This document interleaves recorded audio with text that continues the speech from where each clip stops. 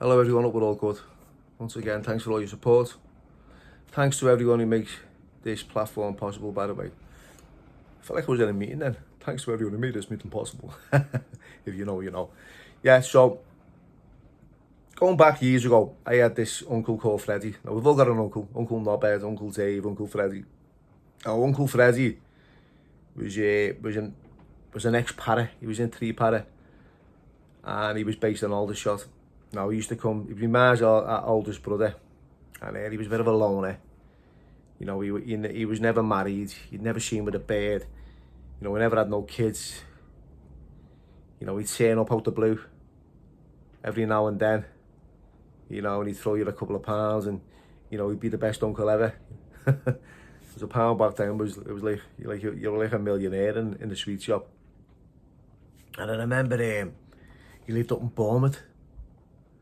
He came down, you know, at the beginning of the summer holidays one time, years ago. I must have been about, let's go back now, about 11.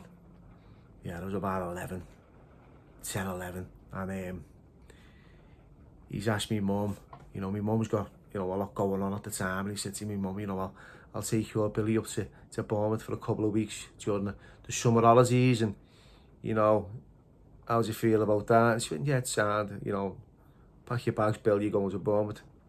And I remember being with my aunt fella the morning I was ready to leave. And he was bladdered, my dad, he was pissed. He was always in the nose and speak. I don't know why he said it to me, but he said, be careful, you know, Bill. He said, your Uncle Freddie's a fruit. I went, a fruit? I went, what do you mean, a fruit? I had no idea what he was going on about. He went, one of them. Well, what do you mean, one of them? He's gay. What? He's what? He's what? I absolutely shit myself, right? This guy. And you're sending me up there? I had this mad, like, thought that he fancied me and he wanted me to go there. And like, I was going to wake up and he was going to be fingering me or something. I was like, oh my God.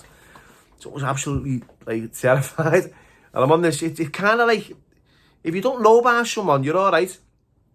But once someone says something about someone, puts that thing in your head, and all of a sudden you see them differently. So I was looking at them a bit different. All of a sudden I was like, oh, you know, sitting a little bit further away from him on the train. I'm just trying to, like, it was horrible. It was the feelings, and you know, I went up there and nothing ever happened, like, but, you know, he did, I remember he caught me, you know, on purpose, by the way, right, reading this Bluey, this magazine, this bird on the front with big crazy blammers. And I thought, if he knows that I like girls, he won't touch me. This was the mad thinking. But he was a bit of an arse. Freddie's passed away recently, but he was a bit of an arse. You'd have your because he was in old school, like, and he was old school, he was in the army. You know, the first thing he'd do is he took me to Aldershot on our travels. He was a bad pisshead. He was always on the ale. I don't know why my ma sent me with him, because he was a nightmare. So he's on the ale. We get to Aldershot, and he takes me to this barracks. Now, I remember turning up, and there was an old Dakota aeroplane, World War II aeroplane outside the camp. You know, so it was that's exciting, because I loved a little bit of, I was in the Royal Artillery as a cadet when I was a kid. I was about 10. So I was excited, and, you know, he took me onto the barracks. We had nowhere to stay. We just jumped in this bed. He jumped in another bed. You know, we woke up early in the morning. All these soldiers, come on, you'll have to go. Freddie's got a few friends there, so, you know, we were okay. You know, and at night he's in the pub. Now, kids can sit in the pub back then. They were all smoking bifters. And I remember him trying to give me a few pointers. You know, now, today, I know, you know, he was helping me out in life. He said, look, Bill, he said, every time you sit in a boozer or anywhere, he said, sit with your back to the wall, right? Make sure you're facing the door, you know, and have a big glass ashtray under the table at all times. I said, what for? He said, in case someone steals on you, be prepared. The 5 P's prevent piss poor performance. Practice prevents piss poor performance. That's it. It just popped into my head then. So the 5 P's, practice prevents piss poor performance. it's a bit bizarre. But it was a little nugget as you get older, you know. So you're back to the wall, sussing things out. And every you know, we went out for something to eat, and it was like, it was checkbooks back then. And I didn't know he had blank checkbooks. You know, we're sitting in this Indian restaurant. He said, get what you want. I was like, well, I'll get what I want. I'll have this, I'll have that. The table was just full of food. It was glorious. We had everything in front of us. He was getting bevies. We were there for hours. He was getting all plastered. I was full. Next thing, at the end of the night when he came with the Billy Bent, you walk to the door there and get up them stairs. I went, why? He said, just to, what I say. I said, you sure? He said, go. He said, and run. So I got to the stairs and bombs up these stairs. Next thing, he's coming. He's saying something to these Indian restaurant owners about this checkbook. You know, he's give them just a black check. It's come bangers. They've stopped his exit at the door. He's been nicked. I'm standing at the front. I've had to come back in because I didn't know where to go. Next thing, I'm in the back of a police van with our Uncle Freddie. Right, 11 years old, thinking, where are we going here? You know, he's given them this spiel about the checkbook. He hasn't got the card. It's, you know, I think it was genuine. He just hadn't got no money at all. It was just a bit of paper.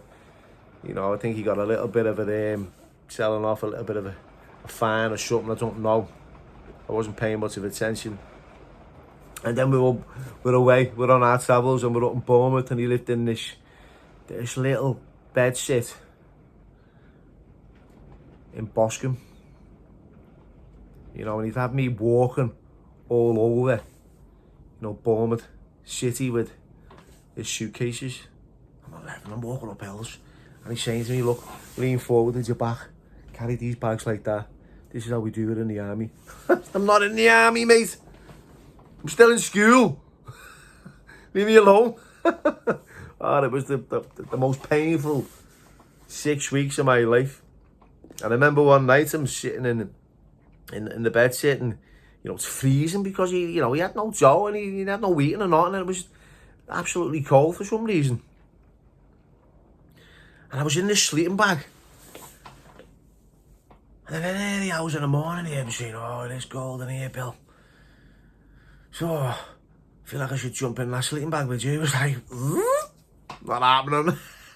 I said, yeah, it's all right, mate, it only fits me. But yeah, so Uncle Freddie, bit of a mad one. Anyone else got a bit of a mad uncle out there? I remember just going home and, you know, and just thinking I'm never going to go back to Bournemouth ever again. He took my cousin Gary there as well. Gary said he had him marching again all over Bournemouth with his suitcases, you know, trying to instill some discipline and regimental routine in us. I don't know whether it worked, but he was in recovery as well. Now, I didn't know this. He got himself in recovery a few years later. You know, he was a bit mad at Freddie because, and it was quite embarrassing because when I was in Walton, he'd always write to me, like, he'd always send me letters, but he'd send me a letter. He'd send me a letter with a tea bag, right, with a £1 note or a £1 coin in it. They screws it up in his own and go, what's this, Bill? You've got a letter here.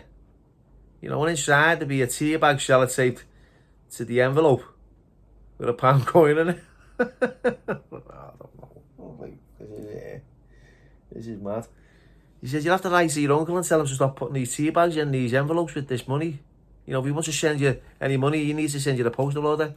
And then he used to like send me these messages about like trying to, you know, these big words, and talked about recovery in 12 steps.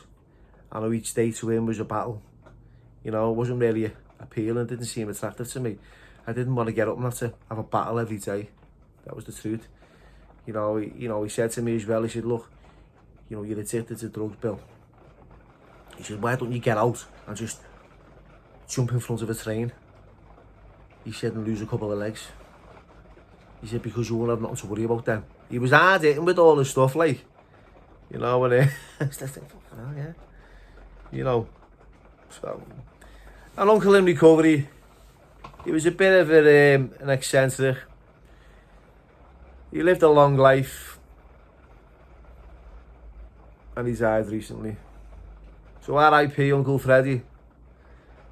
We thought to share that story anyway. Thanks for listening.